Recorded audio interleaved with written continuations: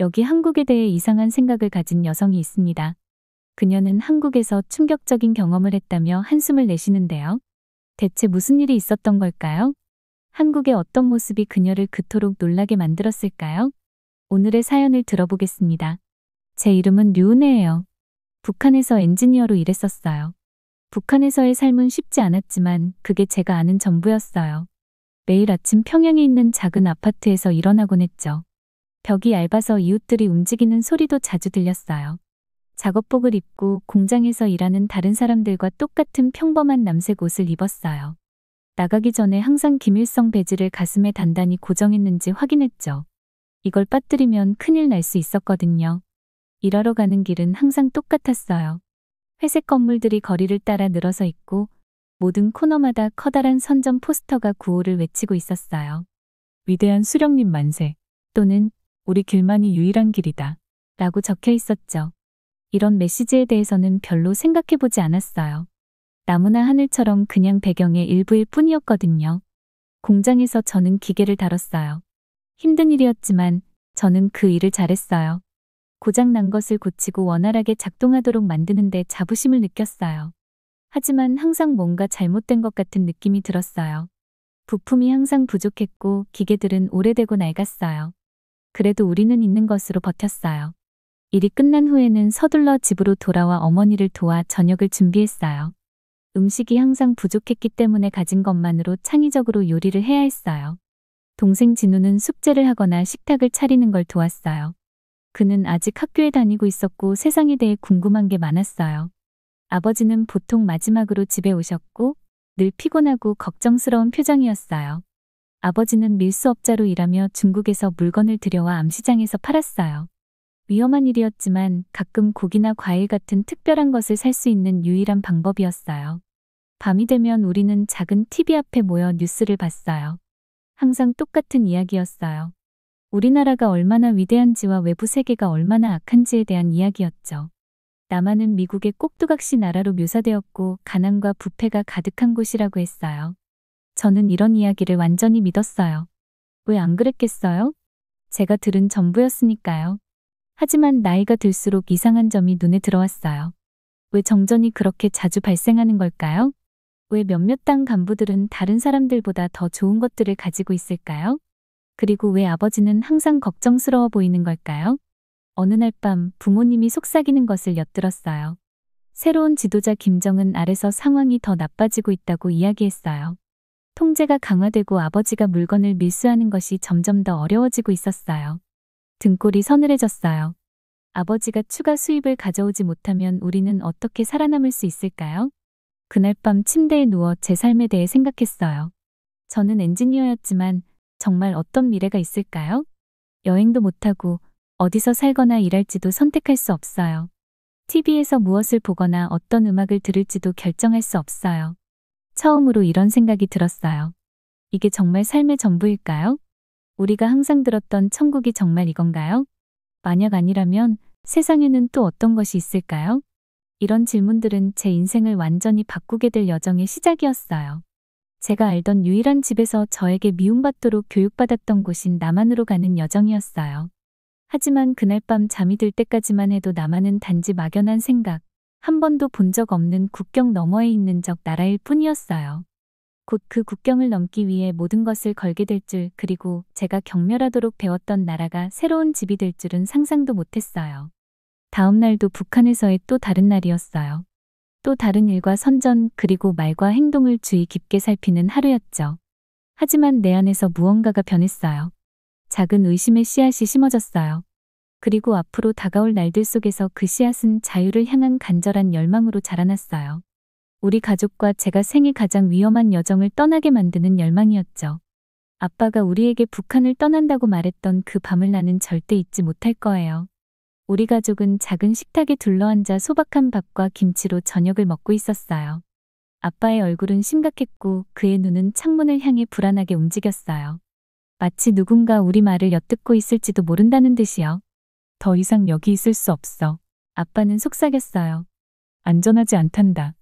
우리는 남한으로 갈 거야. 심장이 두근거리기 시작했어요. 남한?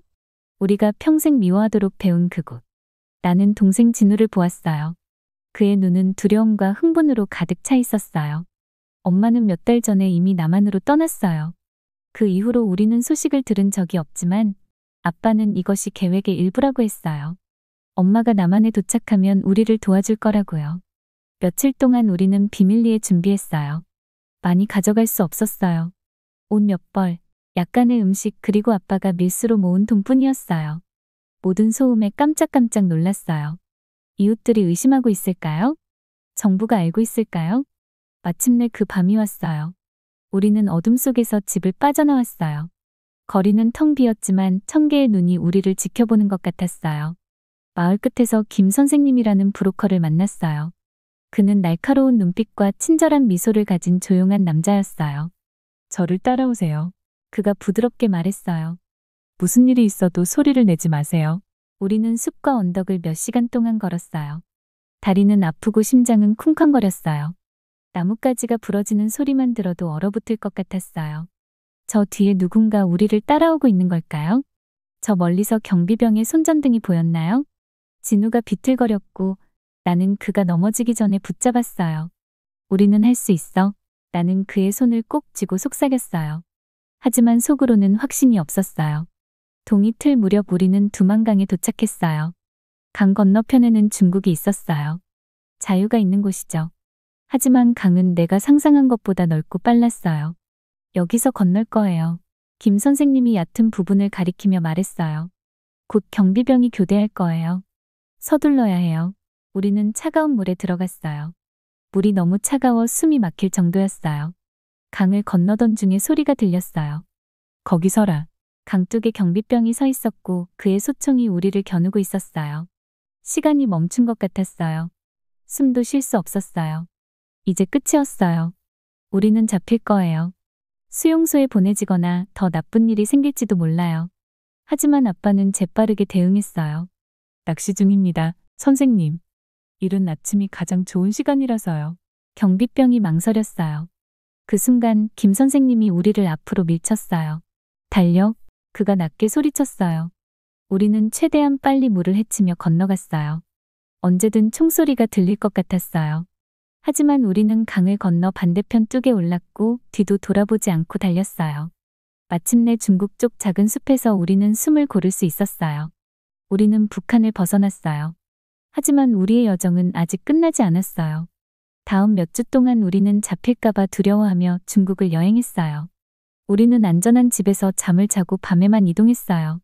김 선생님은 연락망과 비밀 경로를 이용해 우리를 안내했어요. 어느 날 밤 우리는 채소를 실은 트럭 뒤에 몸을 숨겼어요.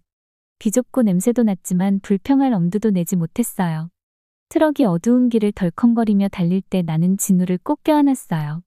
나만이 우리가 바라는 곳이 아니면 어쩌지? 진우가 속삭였어요. 나는 대답할 수 없었어요. 나도 무서웠거든요. 우리가 알던 모든 것이 뒤에 있었어요. 앞에 무엇이 있을지는 알 수 없었어요. 영원처럼 느껴진 시간이 지나 우리는 태국에 도착했어요. 여기서 우리는 남한의 망명을 신청할 수 있었어요.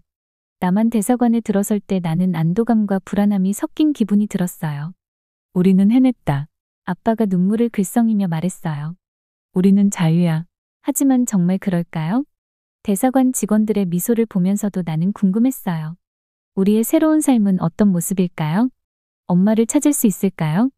우리가 남한에서 정말로 어울릴 수 있을까요? 답을 알 수 없었어요.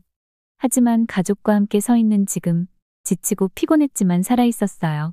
분명한 것은 진정한 여정은 이제 막 시작되었다는 거였어요. 중국에 도착했다는 사실이 믿기지 않았어요. 국경에서 아찔한 순간을 넘기고 나니 가슴이 아직도 뛰고 있었죠. 아빠의 기지가 우리를 구해줬지만 아직 안전하다고 생각할 수 없었어요. 계획대로 브로커 김 선생님이 우리를 맞이해 대기 중인 밴으로 재빨리 안내했어요. 머리 숙여요. 그가 긴급하게 속삭였어요. 아직 위험을 벗어난 게 아니에요. 밴은 어두운 길을 덜컹거리며 달렸어요. 저는 동생 진우의 손을 꼭 잡았죠. 엄마는 아무 말도 하지 않았고 얼굴엔 걱정이 가득했어요. 아빠는 경찰이 나타날 것처럼 창밖을 계속 살피고 있었어요. 몇 시간처럼 느껴진 후 우리는 작은 아파트 건물에 도착했어요. 김 선생님이 우리를 재빨리 안으로 안내했죠. 아파트는 작고 빈약했어요. 바닥에는 얇은 매트 몇 개뿐이었어요. 당분간 여기에 머무르세요. 김 선생님이 설명했어요. 밖에 나가지 말고 소리도 내지 마세요. 제가 매일 음식을 가져다 줄게요. 중국에서의 첫 며칠은 정말 긴장됐어요. 우리는 속삭이며 말했고 밖에서 들리는 모든 소리에 깜짝 놀랐어요. 누군가 우리를 발견해 북한으로 돌려보낼까봐 두려웠죠. 어느 오후 복도에서 소란스러운 소리가 들렸어요. 무거운 발걸음 소리가 우리 문 쪽으로 다가왔어요. 우리 가족은 숨도 제대로 쉬지 못하고 함께 몸을 웅크렸어요. 발소리는 문 바로 앞에서 멈췄어요. 심장이 너무 빨리 뛰어서 그 소리 때문에 발각될까봐 걱정됐어요. 긴장된 순간이 지나고 발걸음 소리는 멀어졌어요. 우리는 안도의 한숨을 내쉬었죠. 하지만 이 사건은 우리의 상황이 얼마나 위태로운지 보여줬어요. 우리는 여기에 영원히 있을 수는 없었어요. 일주일 후 김 선생님이 소식을 가지고 왔어요. 태국으로 가는 여정을 준비했어요. 그가 말했어요. 거기서 망명을 신청하고 남한으로 갈 수 있어요. 태국으로의 여정은 고된 여행이었어요. 우리는 주로 밤에 이동했고 트럭 뒤에 숨거나 숲을 걸어 다녔어요. 지치고 무서웠지만 계속 가야 한다는 걸 알고 있었어요.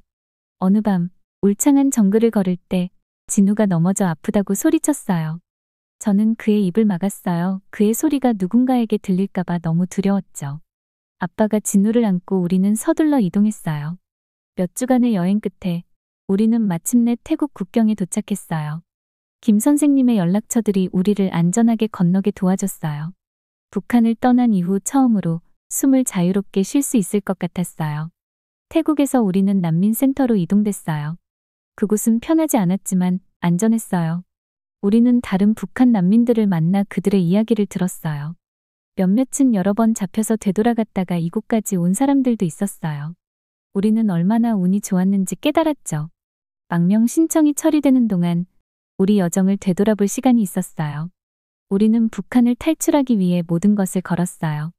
이제 남한으로 향하고 있었죠. 내가 증오하도록 교육받았던 곳으로요. 우리의 새로운 삶이 어떨지 궁금했어요. 적응할 수 있을까? 흥분되면서도 두려웠어요. 어느 날 한 관리가 소식을 가지고 왔어요. 우리의 신청이 승인됐다고요. 우리는 남한으로 가게 됐어요. 가족이 축하하는 동안 저는 다양한 감정이 교차했어요. 위험한 여정이 거의 끝나서 안도감이 들었어요. 더 나은 미래에 대한 희망도 있었죠. 하지만 남날의 도전에 대한 불확실성도 있었어요. 서울행 비행기에 탑승하면서 깊은 숨을 내쉬었어요. 우리는 이제까지 알고 있던 모든 것을 뒤로하고 떠나고 있었어요. 하지만 새로운 가능성의 세계로 발을 들이고 있었죠. 무슨 일이 일어나든 우리는 가족으로서 함께 맞설 거예요. 착륙했을 때 저는 모든 것이 밝고 분주한 모습에 놀랐습니다. 공항은 넓었고 반짝이는 바닥과 빛나는 간판들로 가득했습니다. 사람들이 전화를 하며 바쁘게 움직이고 여행 가방을 끌고 다녔습니다. 그리고 그 군중 속에서 그녀를 보았습니다. 엄마였습니다. 엄마는 이전과 달라 보였습니다. 더 건강해 보였고 새로운 옷과 스타일링된 머리까지 했습니다. 하지만 그녀의 미소는 여전했습니다. 우리는 서로에게 달려가서 눈물과 함께 얼싸안았습니다. 내 아가들, 엄마는 흐느끼며 우리를 꼭 안았습니다. 너희가 여기 있구나. 이제 안전해. 잠시 동안 모든 것이 사라진 듯했습니다. 우리는 다시 함께였습니다. 우리는 하나가 되었습니다. 하지만 현실은 곧 다가왔습니다. 무리의 관리들이 다가와서 진지한 표정으로 말했습니다.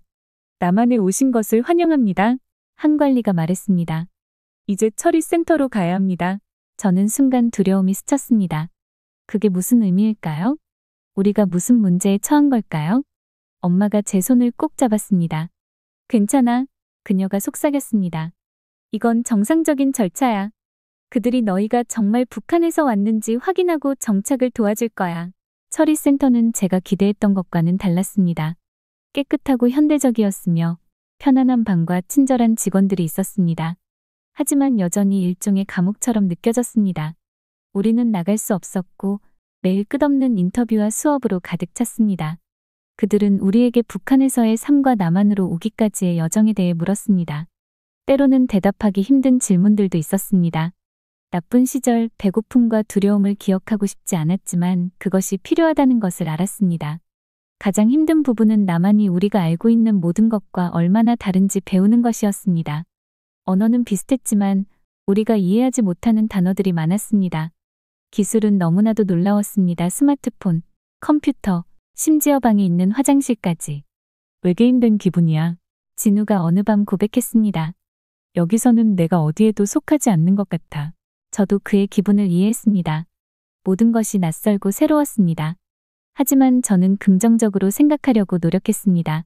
우리는 배울 거야. 제가 그에게 약속했습니다. 배워야만 해. 이제 여기가 우리 집이야.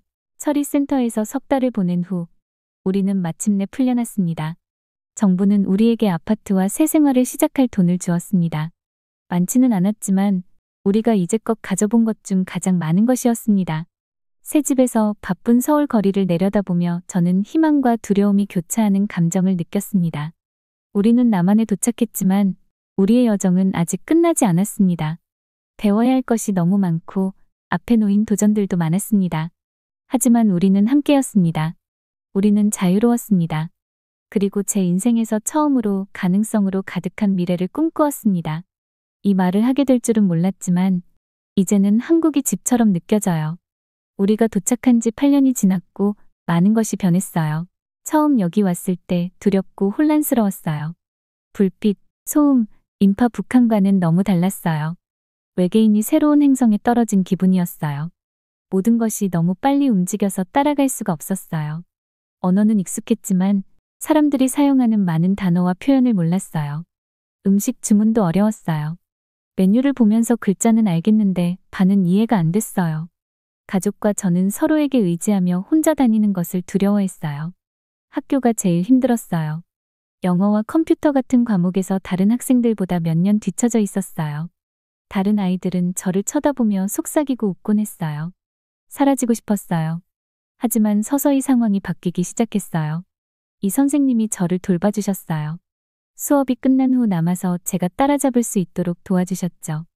이해하지 못하는 부분을 참을성 있게 설명해 주셨어요. 은혜, 너는 똑똑해. 적응할 시간이 필요할 뿐이야. 그의 친절은 제게 희망을 주었어요. 반 친구들은 북한에 대해 궁금해했어요. 처음엔 방어적이었고 말하고 싶지 않았어요. 하지만 마음을 열고 보니 그들이 저를 판단하는 것이 아니라는 걸 깨달았어요. 제 경험에 매료된 거였어요. 곧 스터디 그룹에 초대받고 한국 음악과 TV 프로그램을 소개받았어요. 처음으로 혼자 편의점에 갔을 때 자부심을 느꼈어요.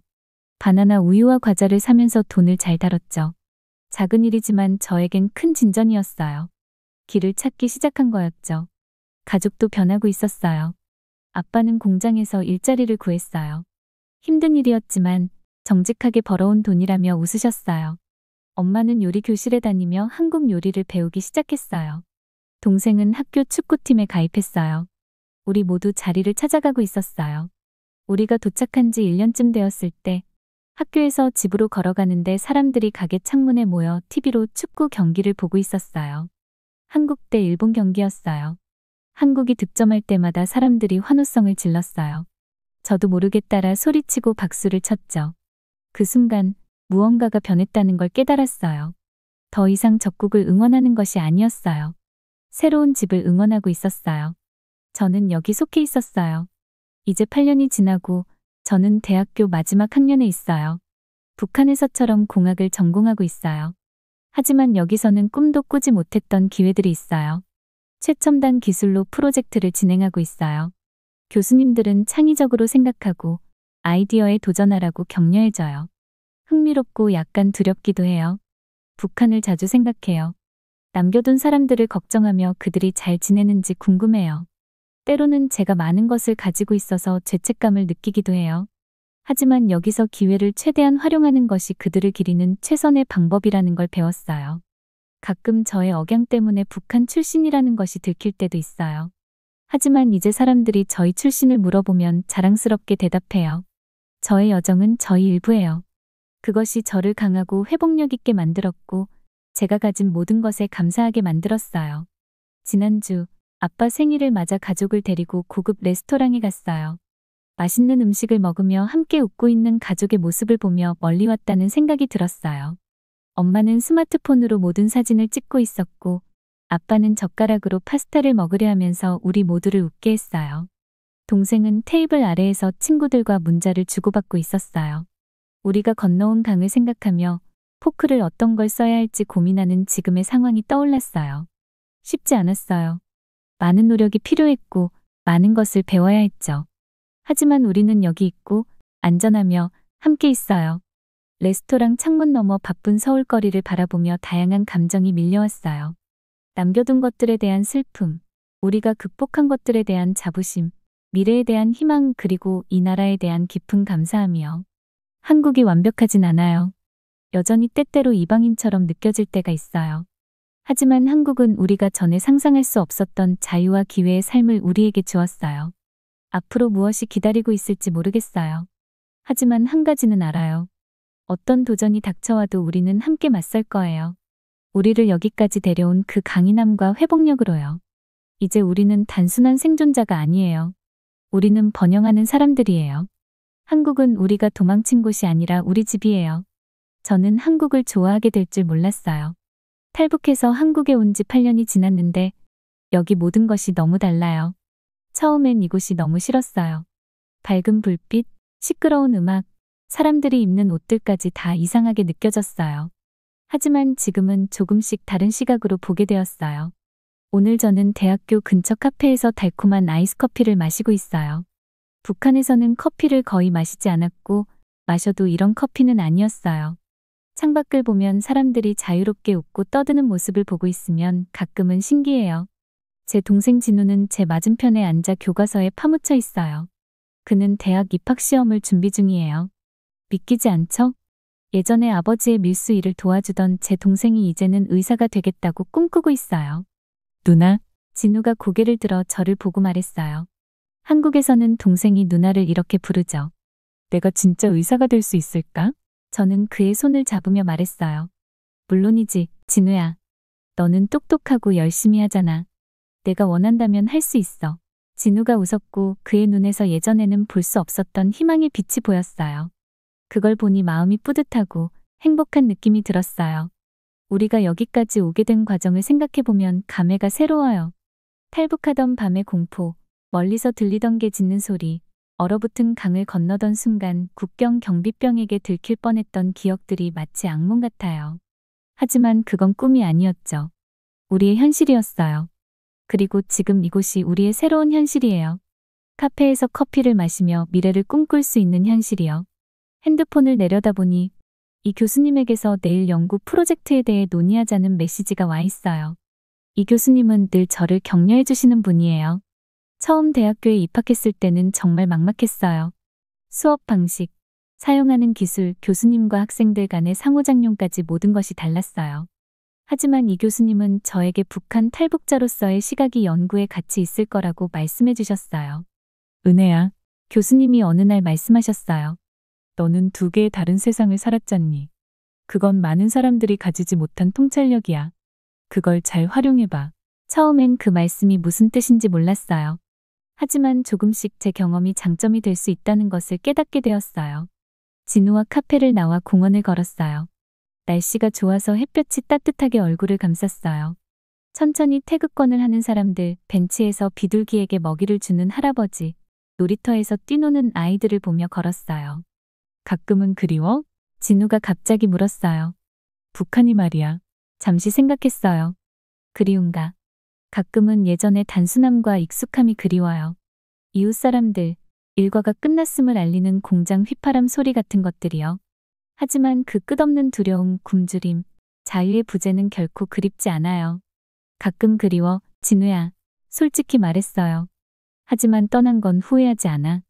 여기서 우리가 가진 것들을 봐. 내가 될 수 있는 모든 것들을 봐. 진우는 이해한 듯 고개를 끄덕였어요. 우리 모두 여기 와서 많이 변했어요. 더 큰 꿈을 꾸고 더 많은 희망을 가지게 되었죠. 집에 도착하니 복도에서 엄마가 끓이는 순두부찌개의 향이 났어요. 남한에서 우리가 좋아하게 된 매운 두부찌개예요. 들어가 보니 아빠는 신문을 읽고 계셨어요. 우리가 들어가자 환하게 웃으셨어요. 이게 우리의 삶이에요. 완벽하지는 않지만 안전하고 함께 있고 예전에는 꿈도 꾸지 못했던 기회를 가지게 되었어요. 저녁 준비를 도우며 여기까지 온 길을 생각해 봤어요. 그리고 아직도 가야 할 길을 생각했어요.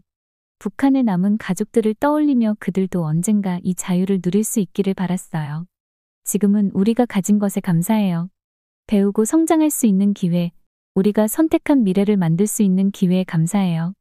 가족들과 함께 저녁을 먹으면서 엄마의 피곤하지만 행복한 얼굴, 아빠의 거칠어진 손, 꿈으로 가득한 진우의 밝은 눈을 보며 어떤 어려움이 닥치더라도 함께 이겨낼 수 있을 거라는 확신이 들었어요. 왜냐하면 그게 가족이니까요. 그리고 여기, 이 새로운 세상에서 우리는 다시 가족이 되는 법을 배우고 있어요.